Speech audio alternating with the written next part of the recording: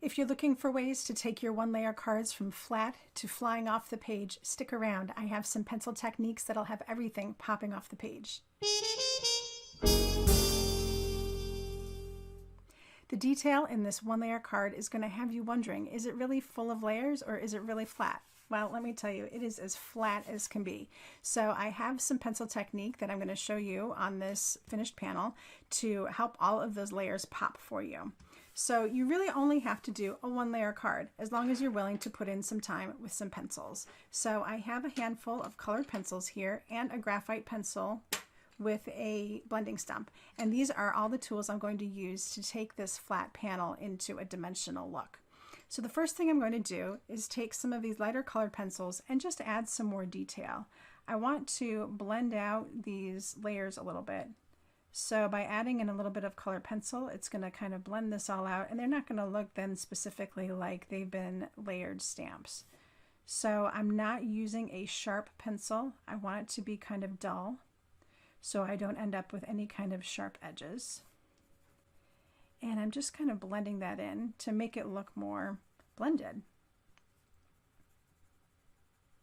Once I've got my first color in place, I can go ahead and start adding in darker colors that are going to give me a little bit more detail. So you see now I've got that blended out a little bit, and I think that looks pretty good. So I can come in with a darker color and kind of do the same thing with the next layer. And just blend, blend, blend. And I want to get into these recesses a little bit. This particular color isn't an exact match or isn't as close. So now it's just more about adding layers of different colors that really help make everything pop. So just little accents. And that's going to help make all these little pieces kind of blend more together. So now that I'm working into darker colors, I can see that I have different layers of petals, and I want to accentuate some of those layers. So I will take a little bit of a sharper edge just to call out that, yes, there's a petal here and it overlaps this petal, and then blend out to give that a little bit of a shadow. And again, I've got an overlap here. This petal definitely comes over the top. We've got this darker space back here. So again, I'll take my darker colored pencil and work in more of a shadow there. So now things are really starting to pop. Again, another one here. And then in the back, a little bit here, and a little bit here. So now I have my flower really starting to pop on the way here. Just keep adding layers. All right, so I've got kind of a really cool motion going on here. The petal is kind of folding and doing all sorts of neat things. I really want to accentuate the depth that's happening in here.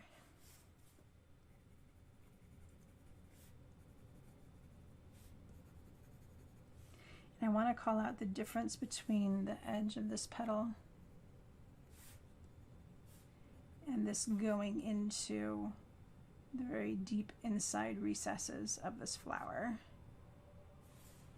All right, so now I'm going to really move into some dark colors. This is indigo. It is not black. Indigo is a really great color for shading and shadows. Most shadows aren't truly black. They're a muted shade of whatever it is that you're working with, or a combination of multiple colors. So indigo tends to be a better shadow than black does. So I'm really working in these recesses here, trying to get this pretty darn dark.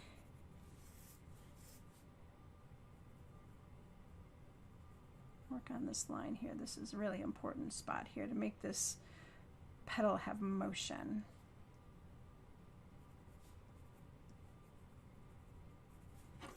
All right, and then I can even now work from some of these little darker edges on the ends here,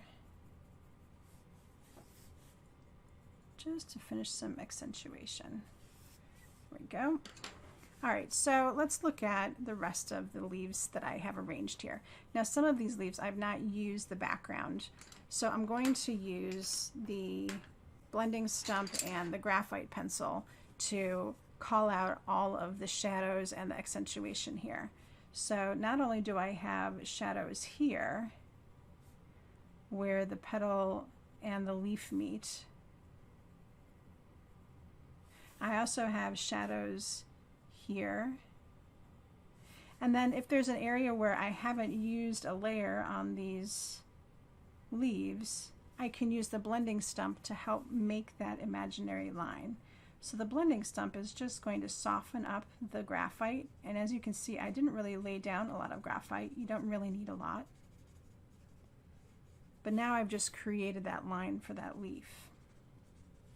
And then I'm just going to blend it out.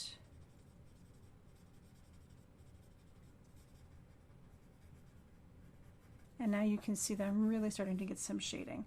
Again, I'm going to do that same thing here underneath the petal and into the leaf. And that's going to get me some dimension. So now doesn't it look like this leaf is really kind of popping in between the leaves behind it, and then it's also behind the flower. So this is a process I just continue to do, just making like a little triangle here and then a tiny line, very soft with my hand. And then I make a partial line here. I'm going to use the rest of the graphite that's on the blending stump to help finish blending all of this out.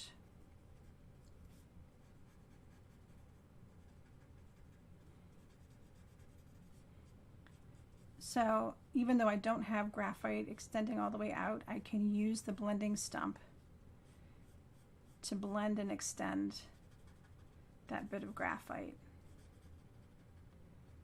And then extending up here behind the flower to give a shadow into the background.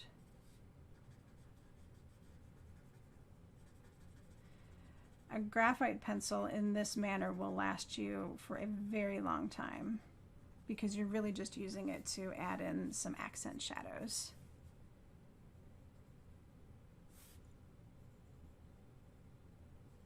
So I'm going to turn on a little bit of music here as I finish this up so that way you can enjoy the rest of this dimension and depth coming together.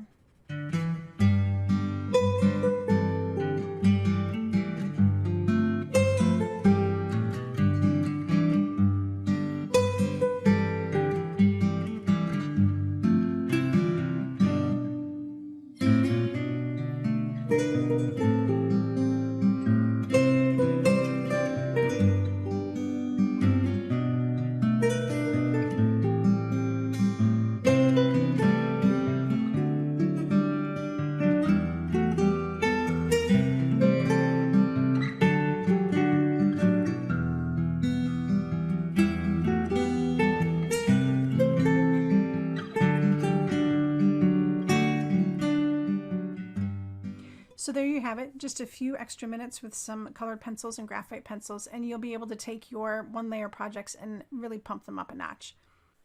If you love this technique, don't forget to give this video a thumbs up, and if you try it, I'd love to see you share it out on social media and tag me at Pixel Mavens Retreat. Thank you so much for stopping by today. I'll be back with some more techniques soon, but until then, happy crafting. Help support my craft education efforts by clicking on the subscribe button and the little bell so you'll get notified when I create new content just for you. If you're looking for something else to watch, how about one of these crafty videos?